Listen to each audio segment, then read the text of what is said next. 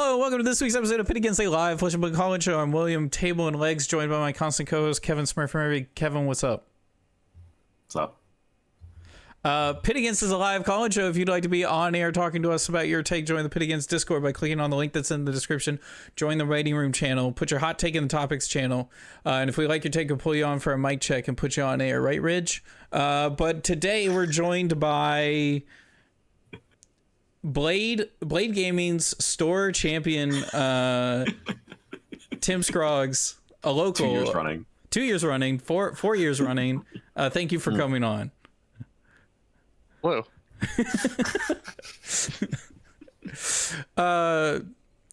So how was y'all's...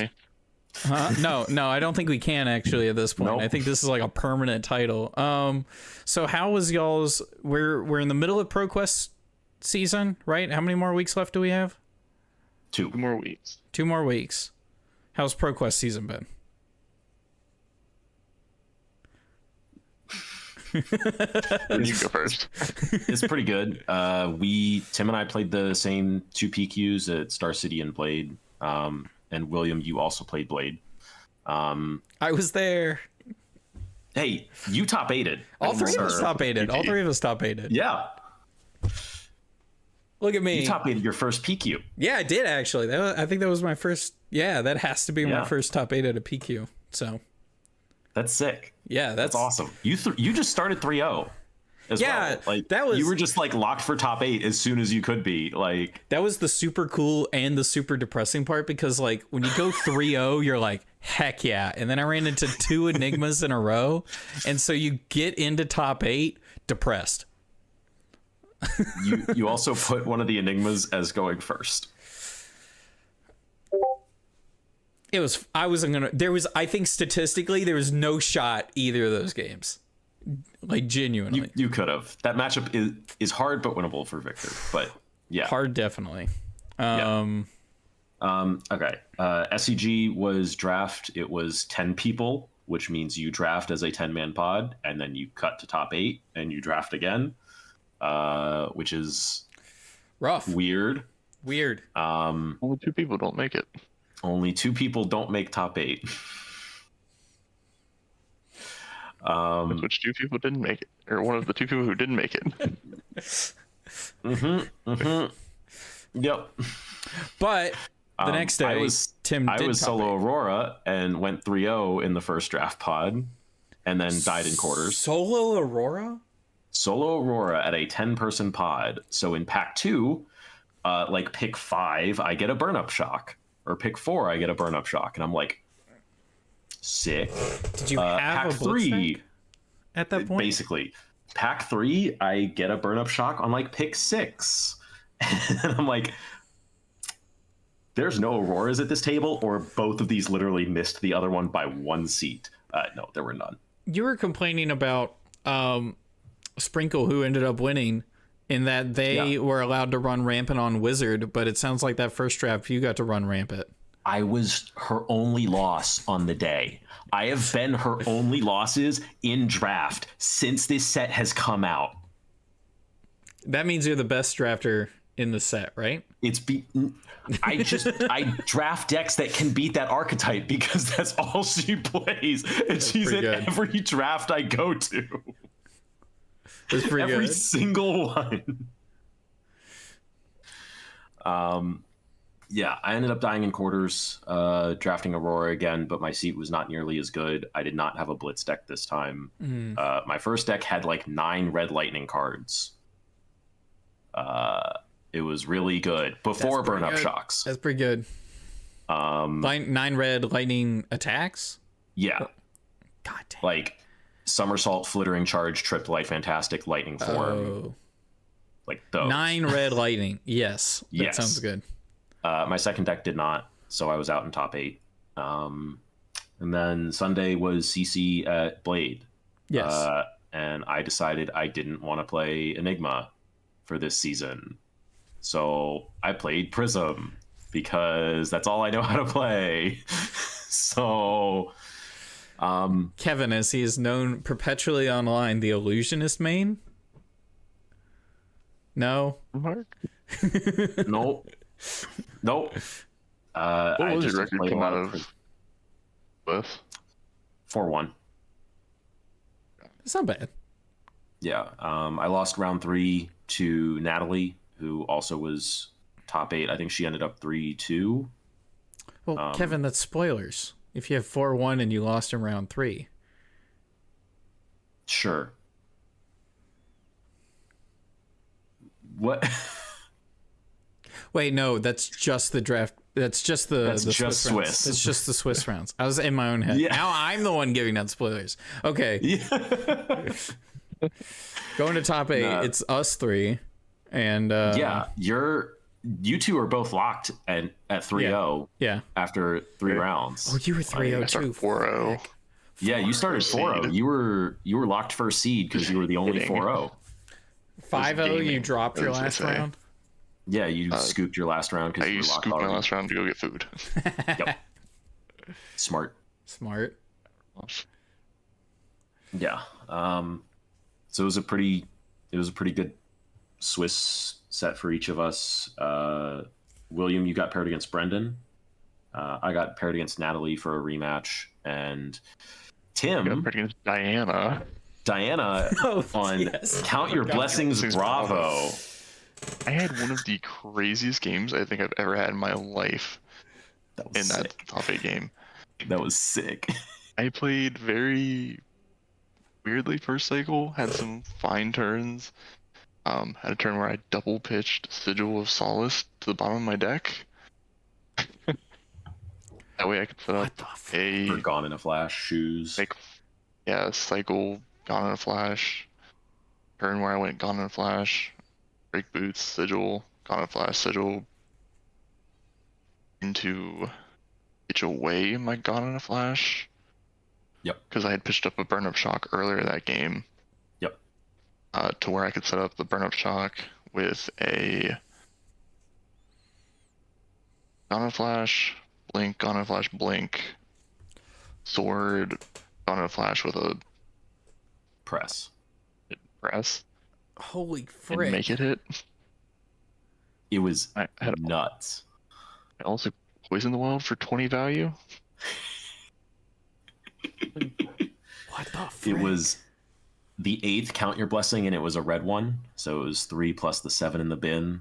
And instead of going to 43, she went to 23. Oh. Which still doesn't seem like a great spot for Aurora. Oh.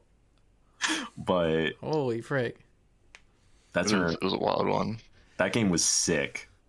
I like half the time I looked over, I wasn't sure if you were just like defeated or you were just stressed out trying to remember everything that like Dude, was still left and stacking trying to out that- find out.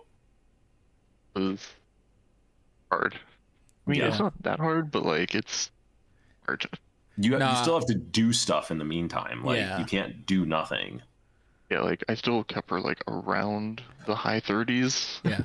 until I saw my first poison the well. Like You're only poison the well. only poison the well. Yeah. Yeah, I could smell the like smoke from down the table. That game was insane. It was nuts. So I scooped my top 8 match because my opponent said they wanted to go to London and I didn't. And then You should have played it. It was your first top 8. You played it, and you could have gone to London. Sure. You could have gone to London. Sure. Gold flow we ended up opening could have definitely got you to London. So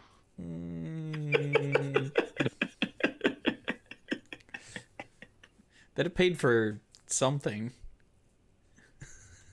So speaking of that, Yeah. we'll skip straight to the end. Finals was you two. Yep. I ended up beating Natalie, and then I ended up beating Brendan. And it was just more aggro games. Natalie bricked a little bit. Brendan didn't brick, but he just didn't see his poppers. And then Tim, you kind of abused Aaron. Oh I my gamed god. against Aaron Grace, where I had an Arc Lightning. The other card? Flicker I can't Wisp. remember. Flicker Yeah, Wisp. Flicker Wisp comboed into Arc Lightning double Flicker Wisp. Other way. he- Double Arc Lightning Flicker Wisp. Yeah, and he just died. Just died. Yeah. Just He just went away. Which is- just die. That you just Every go evaporate. again is for Arcane. Dying might not even be the right word because they just like evaporate. He just exploded. They're not existing anymore. He was. Aaron was not happy. That was a rough was game. That was a rough 3 to game to 30. watch. Yeah. Yeah. He was out of that one. Yeah. So, finals. Y'all play against each other. Kevin takes it. Tim scooped. But that's fine. Tim got the cold foil. Yeah, Did he sure did. He got a gold foil. full tunic? He got a gold foil foil. tunic of all cards. Holy frick. Gold foil threadbare tunic. And it was super exciting in its own way. So if this is a live call-in show. This is a live call-in show. If y'all want to call in and talk to 2 finalists at a ProQuest. I mean, these guys regularly dominate ProQuest, but finalists from the most competitive ProQuest on the East Coast Sunday. That room was kind of stacked. That room was It was kind of crazy. that was a lot of good. There was a lot of big names in there. Yeah. I remembered it was the day before that I saw Sprinkle One SCG, and I saw the picture on Twitter, and I was like, "Is that the Iron Man in SCG? Mhm. Are they in town?" I was like, "Oh frick, Bro, I walked into SCG and I saw their whole Oh. car there, and I'm like, shit. frick." Damn it. And they told me they'd be here the whole weekend. I'm like, damn it. It promised It me was that they were cool. going to Duluth. Yeah. I thought they would be. Oh. And then they didn't. Well, And I'm it was like, cool to see them, even if we had to end up playing against them, which definitely made the weekend more difficult. Yes. So yeah, if anyone's got questions on ProQuest or playing in local competitive events, definitely would field those questions. But I don't want to talk about that anymore. I'm done with that. Because there's more You made your important. first top 8. Yeah. Kevin's so excited about me. Yeah. He's so much more excited than I am about me getting my top 8. This is something that like you'll see like on pretty much every, like not every, like on a lot of Flesh and Blood Twitter profiles, they have that in their title. They're like, I top 8'd a ProQuest Yeah. in In my season hometown in season 2. I think I have other things I want to put in my bio, but I could put it there. Right next to Baltimore UPF side event champion. Yeah. Gold Right foil, next, silver right palms next to owner. gold foil, silver palms. Gold foil threadbare tunic's worth more than that. It might be easier Probably. to sell. Yes, well, it'd definitely be easier to sell. All right. But more interestingly, LSS has announced a new product line, and a new hero. I'm not gonna be around the bush. Everyone knows about Jarl. The Jarl, comma. There's no comma. Is there not a comma? I swore there was a comma. No. Is it just It's just Jarl it's Vitradi. Jarl Vitrani? Vitradi. Sure. Jarl, what you said. I'd been calling him Snarl. Oh, there is no Sure. comma. Yeah, I've been calling him Snarl. I've been enjoying him. Yeah. It's interesting, right? So we get frostbites back, and it's in a more limited capacity. Not necessarily on the cards, but on the hero. Yep. You just have ice back in general. Yeah, we just have ice back into the meta, which is very interesting. I think this will easily be the most disruptive deck in the format. Because it has a lot of Guardians disruption and then also ice. it depends. Azalea is pretty disruptive. Azalea is reasonably disruptive. Azalea, yeah. I think New would be the other one that I would still look at as a disruptive hero. I do have a question that I want to start with on this, actually, for you, William. How do you feel about him not being UPF legal? I don't feel great about it yet.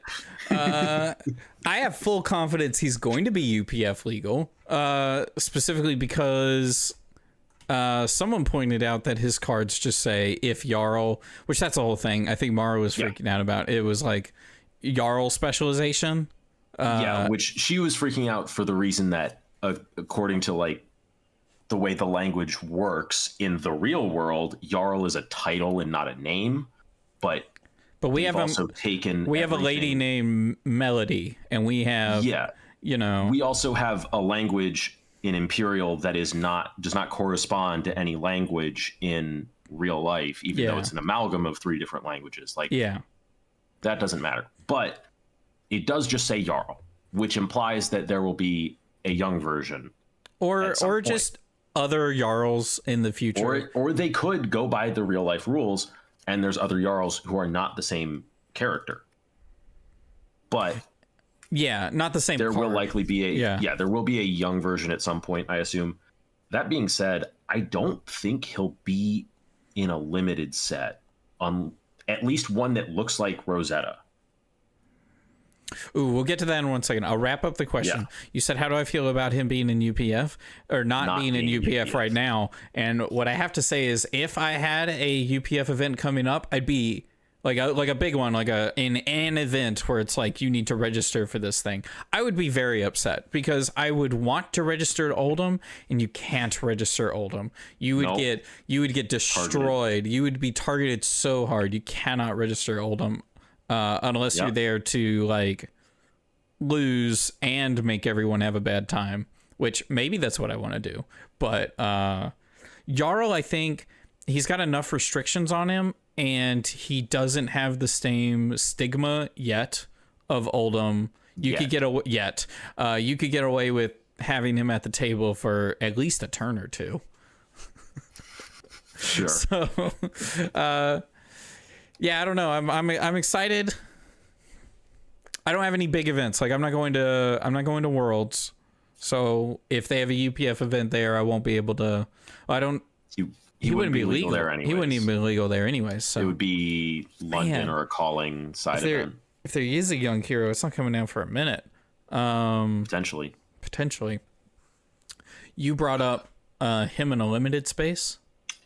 Yeah. I don't think it would be very difficult to balance. They would have to make some pretty substantial changes to the way limited works for him to be healthy, I think. Because one of the things in CC right now that like kind of in my mind keeps him from being just degenerate is they have to lose their armor in some manner for frostbites to be made. And currently in draft, it is not uncommon for you to come out of draft with only 2 pieces of equipment. Yeah.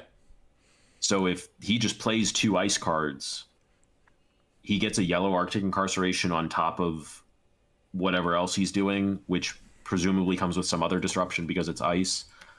So limited with him, I think there's a good reason that he's in an armory deck and not in a draftable set. And I think it's a sign that they didn't necessarily want to warp a limited set, a draft set, around that. Sealed would become would get an extra layer of variance just because it's like, if you just open a pool that doesn't have leg equipment for any of your heroes, you just lose 20 points into Jarl because you are just going to get a frostbite every turn for it. Like, I think you have thoughts on this, Tim? Like what the next draft set might look like, or what Jarl's draft set would look like? I haven't put too much thought into drafting Jarl. Fair enough. He's an armory deck. Yeah, and that's the main thing is that it looks like from my perspective, I think it'd be very difficult to put him into draft, and so this might be to steal an expression that like Magic uses. He might just be a direct to CC hero, where it's just like we just push him straight into CC, kind of like Ira actually, where it's just dump him into the metagame. Yep. That directed, or we've had Blitz only heroes, and this is like one of the first CC only heroes. Second? Oh, I thought it was a ghost until I saw the tail. Go ahead. No, it's, I think it's the second direct to CC hero, right? Starvo? Oh, frick. Oh, the other elemental guardian. Another elemental guardian. No. We have frick. This went so well for them last time. No, this is a redemption arc. This is the redemption arc. The LSS Elemental Guardian direct to CC redemption arc. I think Jarl's obviously going to be nowhere close to Starvo or what he did. Like, there's no way. There literally isn't the cards in the pool for him to do anything like that. Mm-hmm. I think without knowing any of the cards that's in his deck, like the ice cards that we have access to, Winter's Bite will be good with him, but like, yeah, it doesn't seem like outlandishly crazy. Like, it's like one tax on your turn, one tax on my turn, which is still very good. Like, Lexi ran 3, 6, or even Rainbow of it at times. Like, Ice Quake, I think, is another one that I'm keeping an eye on. One of the big differences between Carl and Lexi, though, is that Lexi was very aggressive while she was giving you these frostbites. Yeah. Where you couldn't keep up. Where he's really just going to use these frostbites to just keep you at the same pace as him. It's going to feel a lot different. It's going to be much more akin to Icelander, where she has good numbers, but not aggro numbers. And then the ice control keeps you from doing from putting out numbers bigger than she can. Pretty much. Some of the biggest role players I've seen in his deck from the few games I've played is I've actually really enjoyed Frostfang, because it's two different kind of taxing while being a threat, and that was also a pretty good pommel target with Tunic. The other card I've been playing and I'm not sold on it yet, but I think is pretty good, is Icy Encounter. It's an attack. It gives a frostbite, and it could give a second frostbite. Like, if they're missing a piece of equipment, you guarantee one, threaten a second one, and that can... Yeah. One extra resource, sometimes people can just find an extra resource on a turn. Yeah. 2 is a lot harder to find. Like, at that point, for some decks, that's just a whole nother card. For a lot of decks right now, especially, it's a whole other card. Like, we haven't had ice in a while. Decks are very finely tuned to use no resources, an entire blue of resources, or 2 entire blues of resources. We don't have a ton of flexibility outside of like OG Dash, who was always like very good into Icelander because she was so flexible with her resources, where like one frostbite didn't matter a ton into her. But we haven't had a need for that. So like, people are going to need to rework their decks like completely. I think the actual, like, the choke point of the deck, though, once you like seeing that, is getting a piece of equipment out of the way. Yes. Where that is something that like people have, your opponent gets to interact with that in a way. I think the best Jarl decks are going to be the ones that don't let people interact with that. Which I guess it comes around to, like, I've seen some of people are posting Jarl deck techs, and I just kind of hate it. Like, we don't even have his weapon yet. What? Stalagmite, Kevin. I mean, yeah, that's a weapon. Stalagmite's sick. But I look at a lot of these Jarl decks, and people are still running the whole Earth Core from Rosetta with Felling and Rootbound and Plow Under. I think that doesn't work. in Jarl. In like Yeah. the best Jarl decks, it doesn't work. If you want to do that, play Florian. But you want damage that they want to block. And Plow Under and Felling of the Crown does not incentivize people to block. The disruption just happens, and it's done, and then it's vanilla 6 or 8, and they're just like, okay, I'll take 6 and not put a -1 counter, so none of your stuff works. Like, no, send Command and Conquer, send Disable. Yeah. You want to use your Crown of Providence? Make them use Crown of Providence. Yeah, in the list I've been running, just to like see how the deck feel, or see how the hero ability feels, see how cards feel around it, like cards we already have, has quickly devolved into a lot of just Guardian staples, Spinal Crush, other things like that. Like anytime you're doing something flashy or fancy, Guardian's never done anything flashy or fancy outside of Starvo. So like you stick to the fundamentals, and people have to block with their equipment anyways. And then you just get bonus value on stuff later in the game. Yeah. This is what it seems like. People are like trying to run all these Earth cards because that's what they're like really into at the moment, because it's the new stuff out of Rosetta. I think people who want to run that are going to quickly switch back to just playing Florian for it. And because that's just better. You get Earth cards so you can run stuff like Turn Timber for the mirror, and that's sick. But or like Blue Autumn's Touch is going to be in there. But I think if you want to actually play Jarl, you need the stuff that actually incentivizes people to block. You guys have seen the Declan Foundry's deck, but that was the one that seemed the most reasonable to me. I haven't watched it out of principle. Sure, it has like 6 Earth cards in it. Yeah. Plus like the Ice Earth cards. Yeah. Sure. Just so you can fuse Oakenold later, and Sure.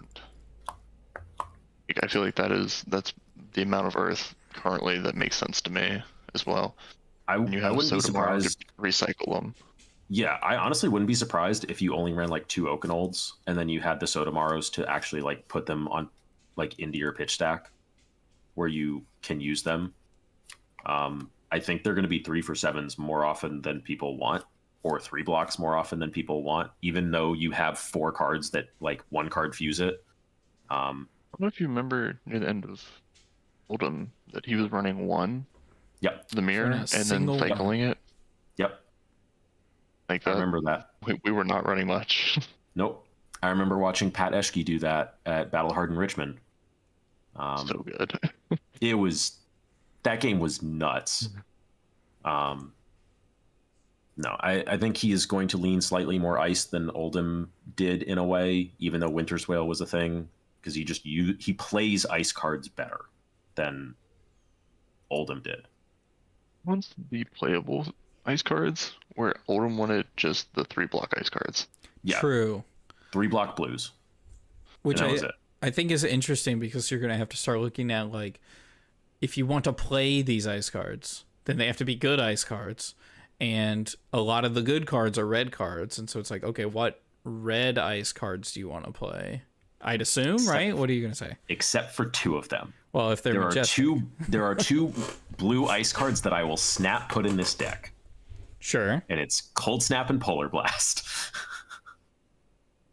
Wizard and CLF. What are you talking about? Oh, CLF 2, sure. Like CLF 100% goes in, and you're probably going to be on blue Winter's Grass because it's a blue ice block 3. That maybe goes in, but like I can understand it. But like Cold Snap and Polar Blast are actually going to be sick, because you're going to Arsenal and a card in hand, and you're going to swing Sledge with a Frostbite, if that's what his weapon ends up being.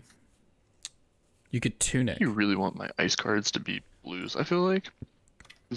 Your second cycle is where I think you're going to get a lot of value out of playing your ice cards once they've blown up their equipment. Mm-hmm. Yes. Blizzard. So I want them to be very flexible. Oh, Blizzard. Pitch early and come back to. Yeah. Yep. Blizzard gets to have a Frostbite at instant speed with it again. With Dash in the meta, Hypothermia feels... You get 3 of Hypothermia. That's going to be how... That's honestly, once Jarl comes out, Dio is not... No. super good. Oh, it's so rough. It's like you impossible. just play a hypothermia and it's like, do you have high octane? No, Yeah. your turn ends. You have high octane? Okay, you have a normal turn. That's fine. You have a normal turn. You have Yes. you have an average turn. Yeah. Still high octane's gone. Yeah, your high octane is gone and it doesn't just kill me because you can't process her 4 times on this Yes. turn. Like, I meant more on the BNR list, but yeah. Oh yeah. Frick. honestly, if high octane goes, I'm pretty sure Jarl just curb stomps Dio. Be worried Absolutely. about Aurora as well, our other premium aggro deck. True, she has a lot of gain go again. All her in stuff her. says gains go again. Yes. Also, yes. Yeah, there's not a lot of Twine innate. Lightning, Second Strike. Your sword. Your Sword sword. gains go again. All of your attacks gain go again. Yeah, you better have a So greed you have stone. an E-Strike that you can send 7 and maybe run an electric discharge on it. Yeah, Or- you better have a Or greed hand. turn. Yeah. I guess If you don't have Fry. greaves that turn, like they might run Fry. Unironically, Aurora and Acilia will probably run Fry. Just has go again. Yeah. I think it's interesting does. how ice can warp a meta. And I don't expect Jarl to be as good as Oldhim. No. I mean, there's just like one card Yeah. missing that completely changes it, and that's Crown of Seeds. And we never saw Oldhim in CC without Crown of Seeds. We saw him in Blitz without Crown of Seeds, and he was still a very good deck because he's just Guardian. And I think Ice React is obviously much different than Jarl's ability. His hero buddies Yes. wild. Yes. Yeah. So But no, I mean, Oldhim at the end also was only on like 6 total ice cards. yeah. And I Without think it Winter's was like Wail, he was running a lot of it poppers. was Winter's Grasp and CLF, and that was it. I think is his total ice cards at the end. It And he wasn't was, much. like just Right? and because he was on Titan's Fist, and it was just like Oldhim was just a Crown of Seeds deck at the end, which turns out that's pretty darn good. But without Crown of Seeds, I don't think Jarls can be anywhere near as like oppressive fatigue wise compared to Oldhim. He's going to be a bit more mid-rangey just because he wants to force. He's so Yeah. incentivized to force Yeah. blocks out early. Like he's going to run 4 blocks. He's going to run D-reacts. He's going to do that stuff. But like he's going to be hitting you. When does Jarl come out? 29th, so day after Thanksgiving. I didn't know we had a November date. 29th. Oh, it does. It actually has a date. Oh, it's in Yeah, I November. enjoyed no month Yeah. when you said that. Pog? Yeah, no, November Friday. 29th, not 2 days before Worlds. Ooh, Yeah. Worlds is fast approaching. Yep. 2 weeks. Yeah. Okay, did you have another question for me? I forgot. Or can I go into this next subject? You're good. It was just how was your first PQ top 8, and how do you feel about Jarl not being UPF legal? Were my 2 questions. Yeah. Those are good. I get questions on this show sometimes. But my question, okay, this is my question for the experts.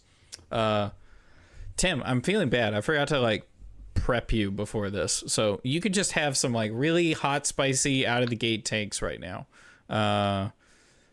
So my hypothetical is Rosetta draft. Okay, so we've heard in old drafts, other drafts, people complained about the state of the draft and said maybe it could be fixed by having more cards to draft in a booster pack, like 15 playable card packs versus 14, because we currently have 14 right now. 16 card packs, 2 tokens. Hypothetically, or how much Rosetta have y'all played? We'll cover all the bases. How much Rosetta have y'all played? Draft? 10 drafts for me? I think 2. now. 2. I thought it was more than 2. My question is, I've heard the statement from people, more packs in a draft could lead to more flexible drafts, which lead to more interesting drafts, better drafts. more picks per pack, you mean? More picks per pack, yes. Okay. Because I was like, if we're going to 4 packs, No. Well, no. So, what if Rosetta had one less token and one more card in the pack? And the reason I bring this up is I think it is almost doable without removing too much of the token value in a pack, because we have art cards on a lot of our tokens. We have 9 pictures of Florian, Acilio, Aurora, and Verdance's feet. And if we didn't have all those pictures, could you just put another card in the pack? And if you could, does that make the draft better? I think it removes a little bit of the choices in this, like that you have to make in this format. So in past formats, I would think it's like you could add one pick and it would make the format better. And I'm thinking like Outsiders, or especially like Monarch or Tails. A little better, or like noticeably better? Yeah, heavy hitters as well, where it's just like you just get a little bit more card quality as a result. Yeah. And that just makes everything kind of smoother. I think Mistveil is the first set where I didn't feel like I wanted that 15th card. Where they'd smoothed out a lot of it, where you got to actually, you had to make choices, but it didn't feel like you were hamstrung in any direction in making those choices, where it's like, oh, it doesn't matter what's happening, I need this card for my deck for consistency. It's like you actually kind of got to make choices in where you put your points, because that was the first limited format where I felt like you could sideboard, where you could actually sideboard. And I think Rosetta has done something similar, and people haven't quite caught on to it yet, where there are archetypes. There's like pure Runeblade, there's like pure Lightning, pure Earth, pure Wizard are like just like the baselines, and then you can kind of mix and match for some of the heroes in there. But like the one that like really took off was pure Wizard, where you just play Verdance and you just send 4 or 6 Arcane every turn. And you have to choose in your draft process, am I going to take this red Arcane Polarity, or am I going to take this blue 3 block that my deck wants? Or where I'd like to have a 13th blue, but I can be fine on 12 blues. But is somebody going pure Wizard and I need this second red Arcane Polarity? Like, you're actually making choices and still sideboarding in this format. And this was also something that definitely came up in Sealed, where you were sideboarding a lot in the Sealed format, I felt like. Once, yeah. Assuming you didn't play against Mono Florian. Yes. But I don't know if it needs a 15th pick. If you do, I think you might, depending on how they use that slot, you might actually push a couple archetypes out of the draft format, because it's much easier you get 3 extra picks is what that means. So you can very easily put an extra pick into Arcane Polarity for the Wizard stuff, an extra go again pick for aggro, an extra 3 block blue for just consistency in grind games. Like, your deck gets much more consistent against everything when you get 3 extra picks. That's a good point.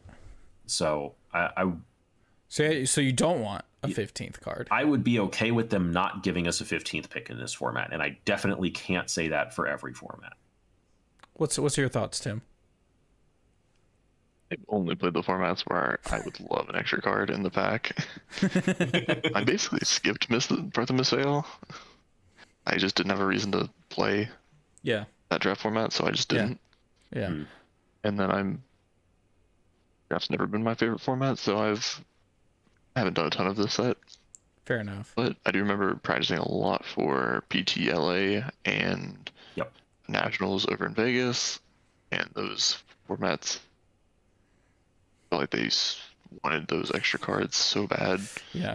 Because unless you committed to, like, say, Guardian and hitters early, your deck just didn't do enough. So, No, yeah, do you think you're those right. wanted extra flexibility? So, my perspective from a not drafting, I love draft. Draft is like my second favorite way to play the game. But from like a not drafting perspective, like a logistical perspective, I feel like 14 packs, you have to have them. Because I feel like you have to have the second token if you're going to have expansion slot cards. Imagine you get your pack and your expansion slot card is on the very outside of the booster pack. If you get any dings in the booster pack, that card's just going to eat it all. Sure. And people which is will, all your legendaries and stuff now too. Yes. So, People will lose it over that. Outside of that, I also think I feel like the impression I'm getting from the hard steadfast we're not even going to attempt 17 cards is like a logistical thing. Like you can't have 17 cards in the pack. Sure, if that's the issue, that's fine. But like the easy issue to damaging the expansion slot card or your legendary is of course just 17.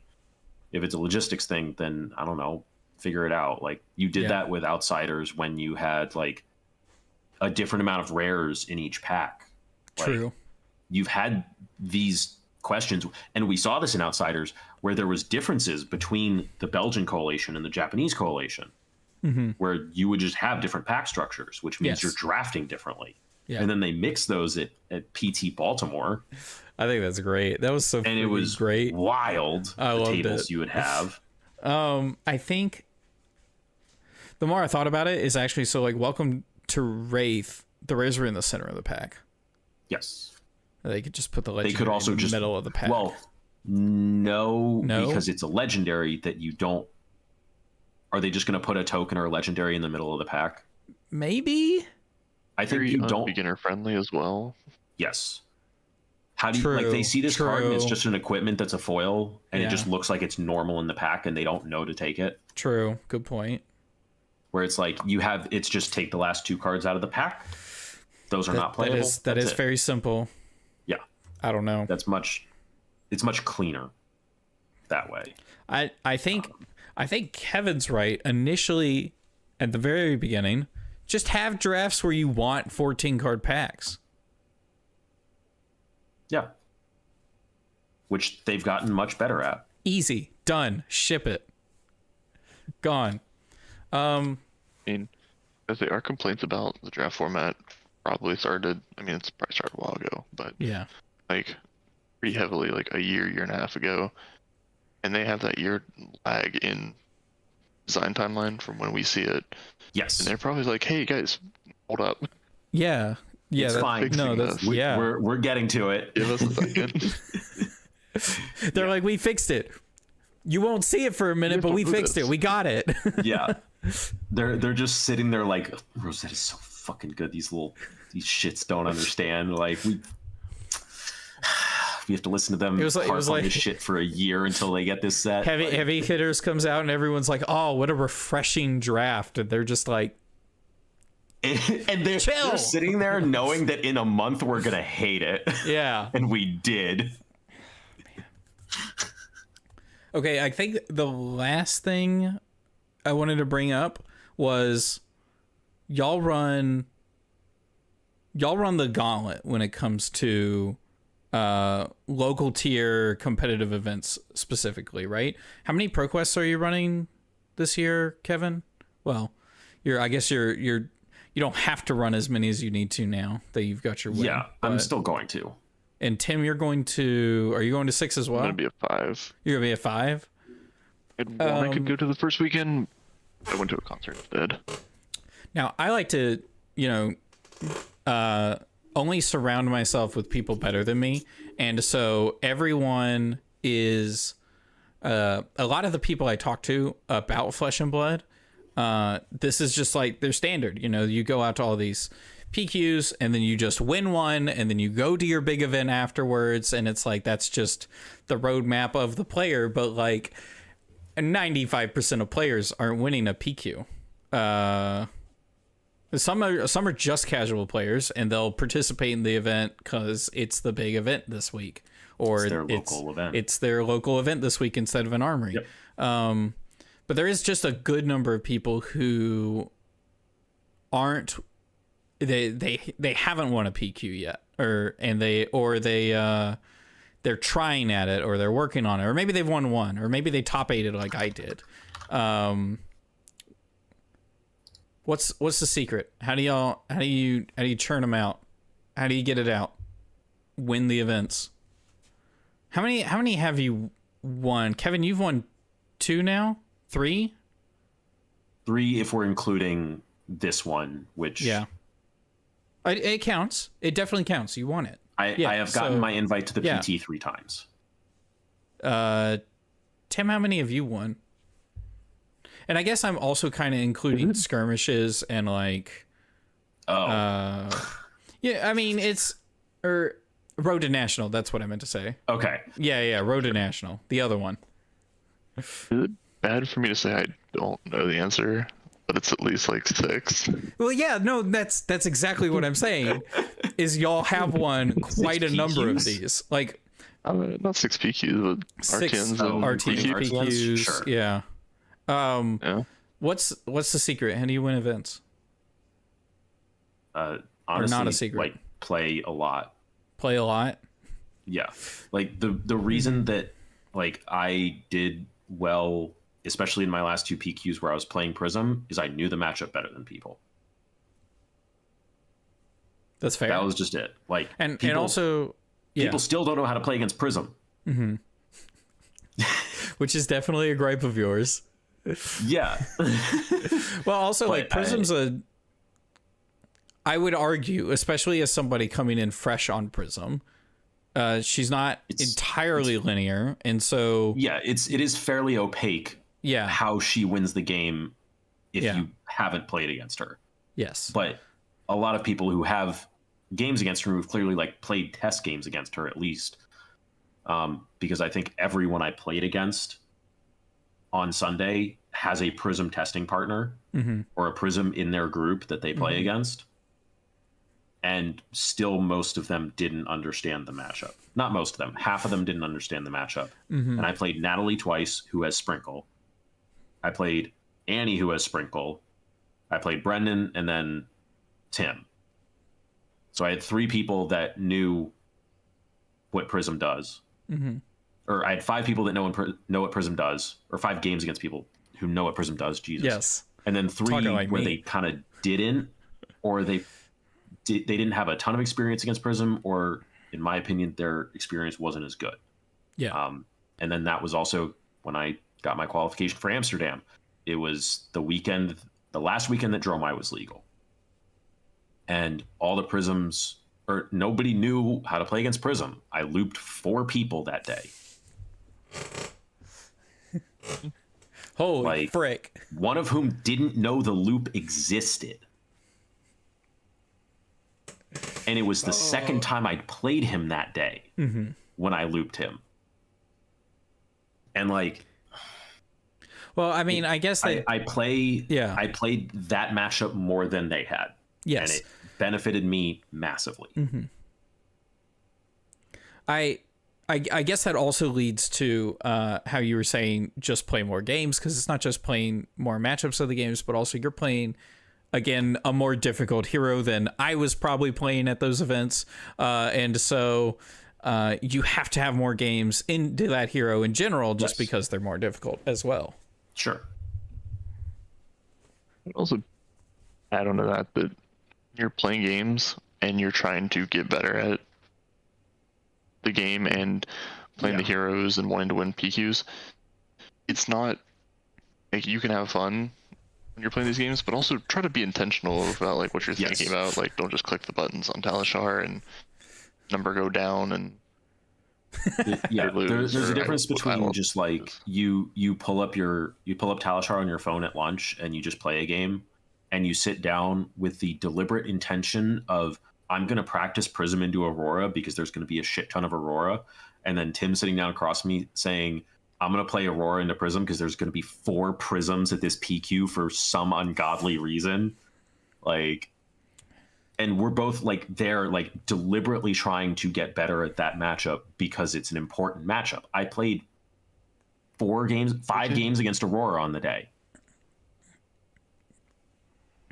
I think within 4 test games that me and Kevin had, we went from I had no idea what the heck I was doing and Kevin was rolling me into I think we both kind of understand what's going on, and I think I'm actually like these few things make the matchup pretty lean, much better one way or another if it works.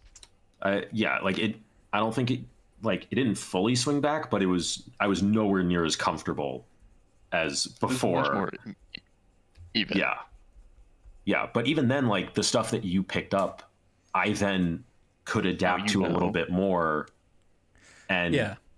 We've done this multiple times. No, it's and I think the one that still comes back to mind is for a fucking skirmish season. Bravo. Yeah, for 2 skirmishes, we just play like 12 games of Briar versus Bravo, and the matchup looks incredibly different at the end of the second skirmish. No, it's interesting. I've heard this example in other games, but as I'll make an example. So the idea of like levels in testing, like levels of understanding, right? And so like an example would be 2 people play a matchup, and in the first game or in the first 3 games, one side just fully loses. Like it's not close. And it's not until game 4 do they fully adapt to why they were losing. Now they're winning. The opponent then adapts to that, and it keeps adapting back and forth. And that's one matchup that they probably played, I'm going to say hypothetically, 15 times, 20 times more. Like the idea is just like until you like figure out how deep it goes or have a grasp on the heroes. Essentially. But I mean, like this to boil this down, it's like there's not even like levels necessarily. It's a continuum of like it is just increments, and those increments can be large or they can be small. And that's just like the way it's going to work for anything where you put in deliberate practice, intentional practice. And there's not levels.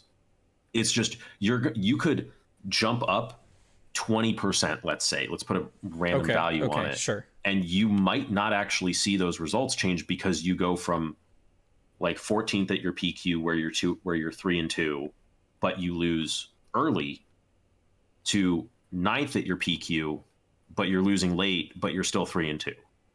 You have the same record, but you might be a significantly better player. But then it's just like you take just a little small increment, and then it's suddenly you're 3-2 and you're 8th seed because one of your instead of losing 2-3, you lost 3-4. Yeah. In a 5-round Swiss. Well, but it's just eventually it's going to look like there's levels because you suddenly go from not winning PQs to winning PQs. And there's also an element of chance to it as well. Yes. Just in matchups, meta. I hit 6 rune blades on the day. Free. Not free, but matchups that I'm okay with. Yeah. Matchups that I'm reasonably comfortable in. And I hit a Prism Mirror, which I've played like 4 times. Yeah. And that matchup is actually wild and like at the moment, I think reasonably was that in top 8? Tricky. It was round 5 Swiss. Okay. It was Annie. I didn't realize I was dream crushing because I got a pair down. She was 2-2 and I was 3-1, and I did not know until after. Well, I mean, I could have played a Prism in my first round of topping.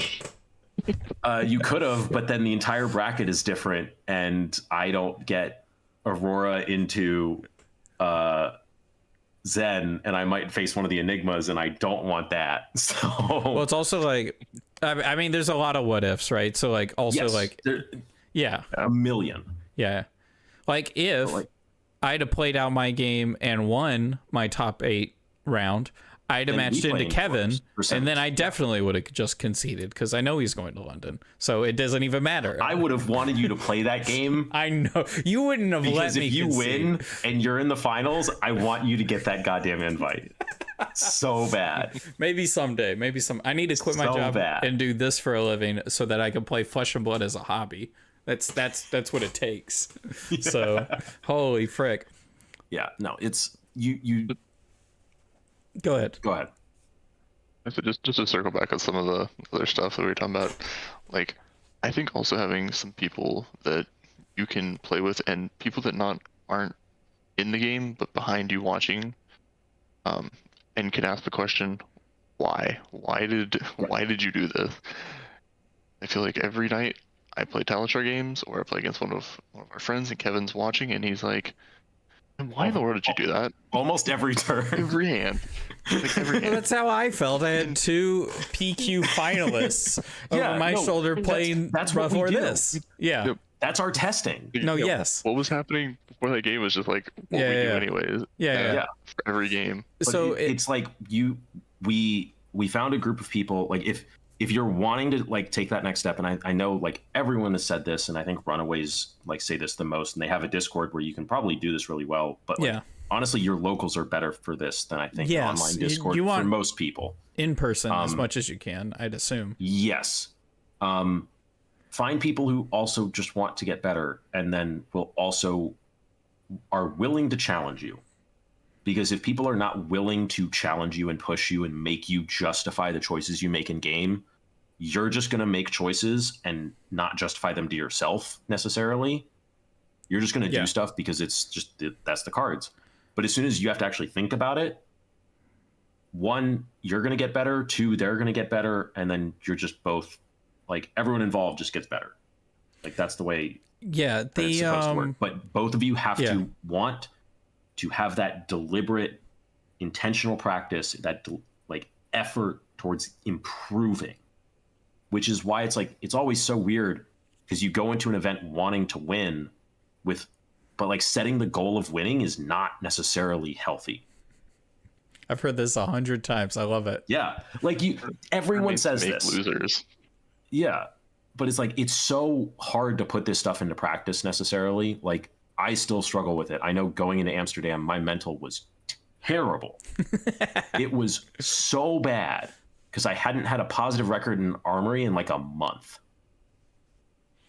And I was just that'll do it to you. Yeah. Beaten. Yeah, that'll do it to you too.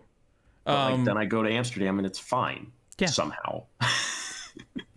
Well, okay, so like we're not saying necessarily what you need to do to improve is have a team, but the reason people bring up teams so much is that communication. And so like we were talking about like intentional hard work, basically, of getting better. You'll also want other people who want to intentionally put in intentional hard work as well alongside you. It's much easier whenever you have somebody else. It's like going to the gym.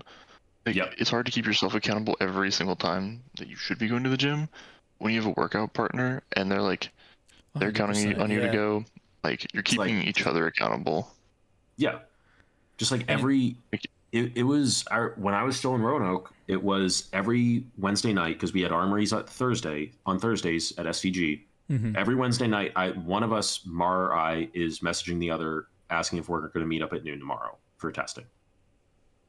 Every week. Get there early. And we would, because neither of us I had no job and she could work whenever she wanted. Yeah. So we would show up at probably 12:30, even though we'd say noon. And then we would play games for a couple hours because both of us wanted to get better. Yeah. Like it literally started, she just put a message in the Roanoke Discord asking if anyone wanted to get test games in and do testing for PQ Season 3 for Baltimore PQs. And I was like, I'm unemployed. I want to do that. Yeah. It was literally just us. And we just showed up and we just played Icelander Dromai for like 2 weeks. And by the end of it, I think I had more reps into that mashup into Empress Dromai than I think any other Icelander in the world. Yeah. Yeah, because and you had one of the best I was the only one who knew about that deck too, but also, that also leads to it. And also like to build on what Tim said about just having more people keep you accountable. Having more people is also easier to learn things too, right? So like I've always believed anyone can learn anything on their own. You can figure it out on your own. Yes, it's a million times easier if someone just tells you. Right? If they teach you, yes, right? So like if important distinction. Yeah. So like anybody could eventually learn algorithmic proofs or whatever algebraic proofs or whatever, but like the anyone can learn all the stuff I learned for my PhD. Yeah, but you could just teach them. Like you could just have a teacher or have somebody else who's just as interested in the game as you be like, why wouldn't you do this play? And then you're like, oh, I do that play, and then it's just better. And then next time you see that play, you just do the play until you find out there's a better play. But go ahead. There are interactions with certain heroes that I like. I was just like, hey, did you hear about this? Because he heard it from somewhere else, and I would not have heard it from there, and I would have been missing it for like weeks. Yeah. Until I'm like, oh, shoot, yeah, that makes total sense. And any of those pieces, I just drop in our testing Discord. Yeah. Mm-hmm. Like I literally just put it as a note in like the channel of like, this does this with this, and just for people to see. But like, there's little nuggets so that people just know them. Well, but it's like those pieces of information are like as small as you can get for improvement. Those are the actual, like, if you want to talk about levels, that's as close as you're actually going to get for like how much you're improving. Yeah. Is just like, you know, this little piece. And it's the Icelander Dromai matchup was a million of those. It was literal, like it was thousands of tiny interactions, and I could tell within like 2 turn cycles how good a Dromai player was in the matchup. Holy frick. Because I knew how much, I had a good idea of how much I knew, and I'd played it against enough Dromais to see like the differences. And I could tell very quickly how experienced they were in the matchup. And this came up like 2 days ago because somebody said they wanted Icelander versus Dromai reps for LL. Oh. And it was Brendan from Richmond. And he posted a screenshot of a game he played against Guy. And it was not the first time Guy had played Icelander Dromai on stream, because I remember that. It was against Rhea. And he looked real rough in the matchup. And I remember not being that impressed by Guy's play in the matchup. And I remember watching this game, and I didn't know who Brendan was at the time. But I remember watching Guy versus Brendan, and I'm like, Guy is much better in this matchup now than he was then. Like, he was much more solid. Guy improved so much at that deck because he didn't have a team. He just worked with people who were good players. It was like him and Evan Herndon was like a 2-person team for a while. And now Evan was not on a team either when he won US Nats. Yeah.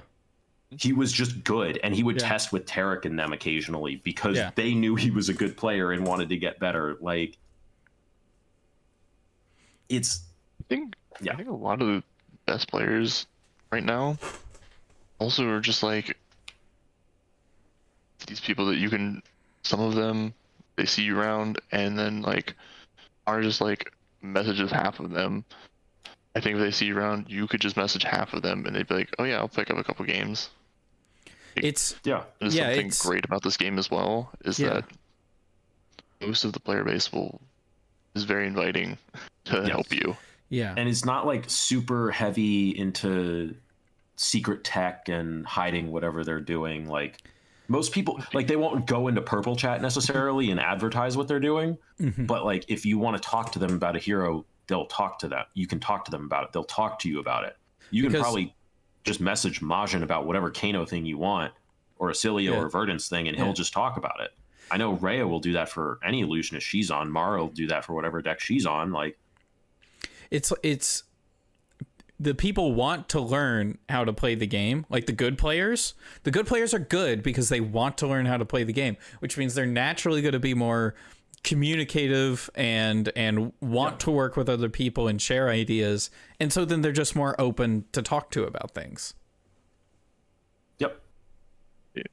Something that Mara does is she just like looks at every card for the decks that she's playing and explains like why she yes or no'd a certain card. And then we'll take feedback on other cards that somebody wants to justify to her in the deck. Mara doesn't have a maybe board.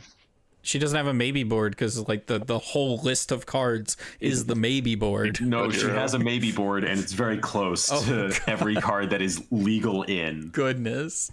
Like, holy frick. But like Mara and I work well together because we make each other justify everything.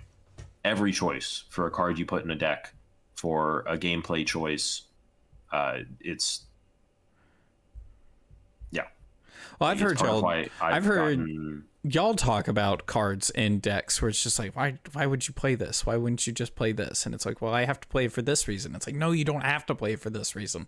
And then like the bickering that comes, I say bickering in a positive way, where you're just like, it's a proper argument where the idea is you are presenting two sides of an opinion back and forth at each other.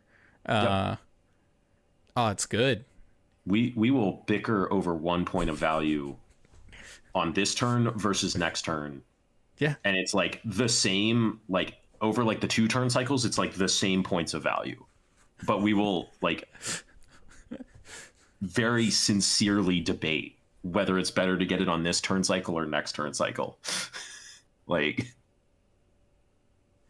did I miss Will talk about Jarl? Yes, you did. So you're just going to have to finish watching this live and then go back and rewatch the video when it's posted tomorrow.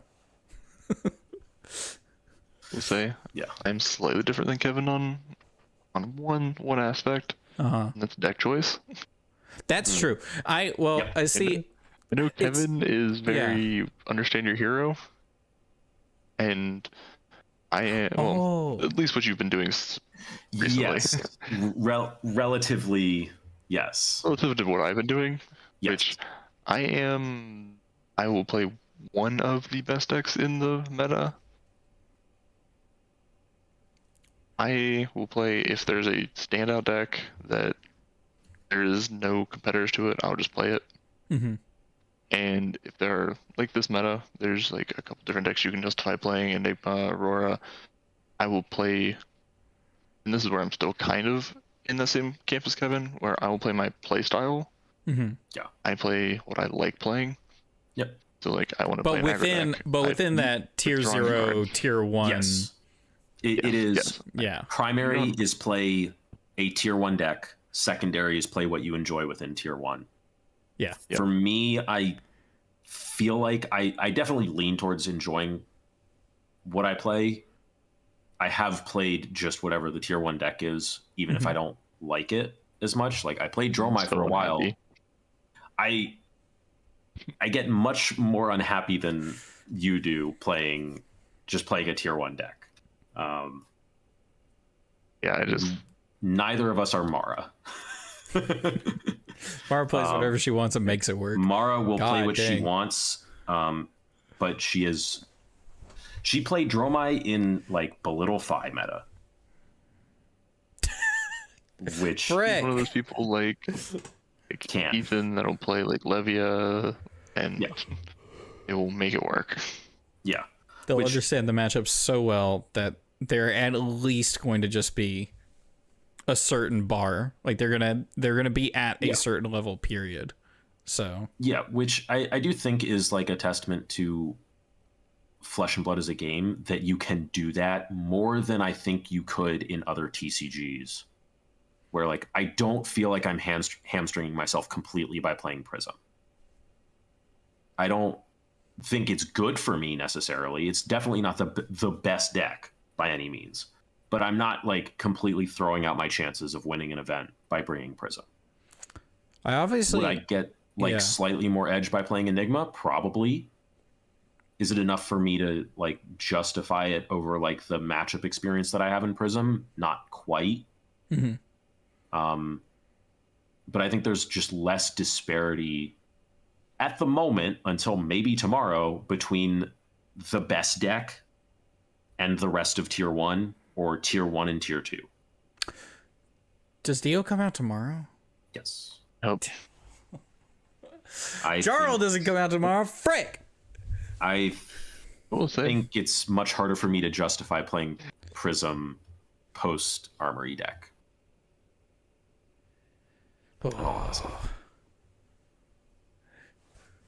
Seen the hands I drew up yesterday. I'm not scared.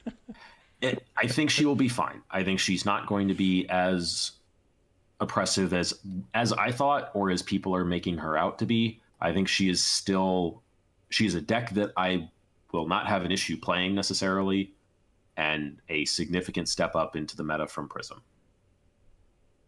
So, We'll say, when I do play the best deck in the meta, I do tend to gravitate towards what most people, I think, label as some of the more simple decks. Linear? I played Fi. Linear. I played Fi, played KO, played Starvo, played Lexi, played Aurora. Decks that ask questions rather than answer questions. Yeah, I don't want to be the one that has to figure out what everything my opponent's doing and answer everything. I am definitely the one asking the questions, drawing cards, and saying, deal with this. And that's fine. It's Flesh and Blood has definitely showed that, like, at times certain metas say that one of those two playstyles, asking or answering questions, is better. But in general, people of both playstyles have definitely won events. It's not like always aggro decks win events, Oldhim wins events, I will say, I think much more often than not, the deck that is asking the questions is the best deck. Like Fi. Like Fi, but also like Oldhim. Oldhim is asking you the question of, can you deal enough damage to kill me? Is that the kind of question you mean to ask, Tim? Yeah, that's not even the... I think he answered questions. You think he answered questions? I think he brought on hits, but if his on his didn't matter, then you were having a bad day. I can see both sides of it. Like that's one of those like types of decks that I think it was like you have to tailor this deck to the meta. Sure. More importantly than what some of the aggro decks and other decks are. Yeah. It's trying to fill a hole that keeps the other decks from getting through. Okay. I do think like Icelander might have been like the deck that immediately comes to mind of it's answering questions, and it's the best deck because it's so good at answering questions of how do you deal with aggro numbers. It was just like by far the best at doing that. Or not by far necessarily, but like it was specifically answering questions. But then I guess the pivot is also like, can you deal enough damage to me through my disruption? So it's like, yeah, I think those decks are answering questions in deck building. Yes, and that's big where it is.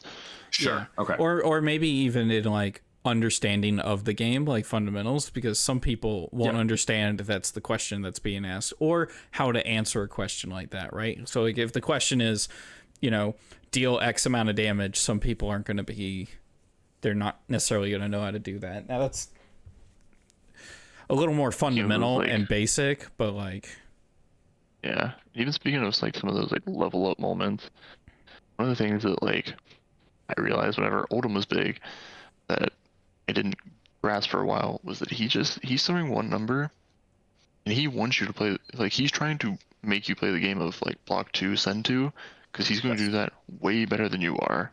Yes. Crown and Rampart say he does that forever better than anyone.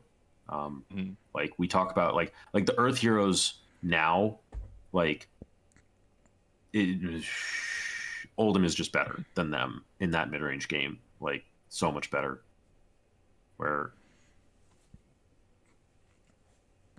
yeah, there's more like spiky cards in the meta. Like Felling of the Crown is an insane card, but like that's not like the same kind of 2-card back and forth game that Oldhim was playing. Not quite. I think he's trying to accomplish somewhat the same thing, but he's doing it in a different way. For sure. Yeah, it's what I'm gonna start calling like the Brian Gottlieb effect to the metas. Is every time I see like a card like Felling of the Crown or the new block card from Jarl, where you're just like, holy frick, they put too much value on one card.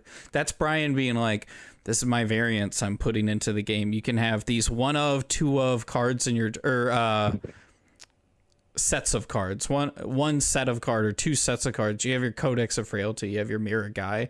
That's just like this card. Powerful thing. This is your power card. Yeah. As opposed to your entire deck just being super consistent and slightly overrate. And so then if your whole deck is slightly overrate, then you're just gonna steamroll everyone. Timing of the Ice Hero is interesting because we've had an entire year of aggro decks, and now they're at this point we're begging for ice. I think that's interesting because we have had aggro for a long time. We did, but I think people like didn't. I don't know if missing the ice was necessarily the problem. No, I don't think so. But I mean, there are people that are like fill that same slot. Yeah. Yeah. Because we had other decks that were able to make a triangle out of the meta without ice. Because we just had the assassins who were like active disruption against Zen.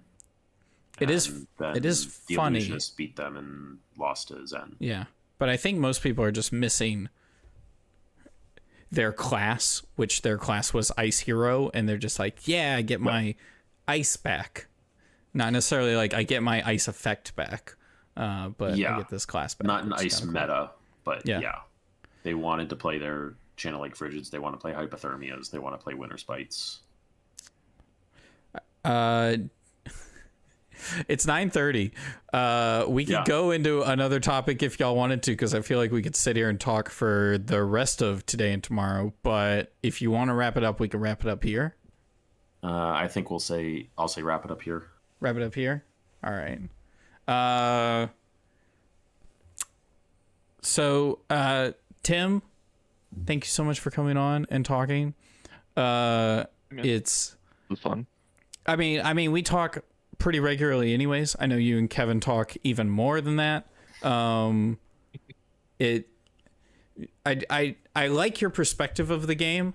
And again, it's just good to have you on, man. Yeah. Is there anything you want to shout out? Anything you want to... I think I'm at Tim Scroggs at Twitter. Today, X. That's a good shout out because today was like the mass exodus of Twitter. I don't 100% know why, but like a lot of people went over to... I don't think it was an exodus. I think it was everyone just said that they just made their Blue Sky accounts. Yeah, and I think people are still going to be mostly on Twitter. But I think I'm waiting for FABTCG to move over there, and then I'd probably drop Twitter. So I can't be bothered to do anything. Make another one. Like for open an app. So like download, make an account, follow people. Yeah. Too much work. That's not the kind of game we're playing. Let's go back to Facebook or something. All right. I started after Ice had left the game. Will be my first time stepping into it. It's a trap. You have to think about it. Deck construction is something people have to do. They don't want Ice to, but asks a question in deck. It asks a question. It says, "Oh, that's funny. Your only pitch cards in Azalea are yellows. That's going to be real interesting." So ice will be fun. Extra place of blues in every deck. Yep, minimum. Heck yeah. So I guess that's it. Kevin, do we have any shout outs? The merch store. We have a merch store. If you want to buy merch like what I'm not wearing right now, you can go over to our merch link, which will be in the description of the actual video for this video, not the live stream description, where we'll have crazy shirts like this. William, don't bother putting it up on the screen. So if you want to check that out, I put a lot of time into them, and I think I'm gonna spend more time next week. Actually, I'm gonna make a few more because I got a few more to make. We got a video coming out not this weekend, but next. It's a surprise. and Tim will find out about it when everyone else does because he said he was too busy. He asked me to do it on the same night as date night with my wife. Yeah. What a guy. This man said something about priorities. I don't get it. But anyways, I think that's it. Thank you all so much for watching. Bye.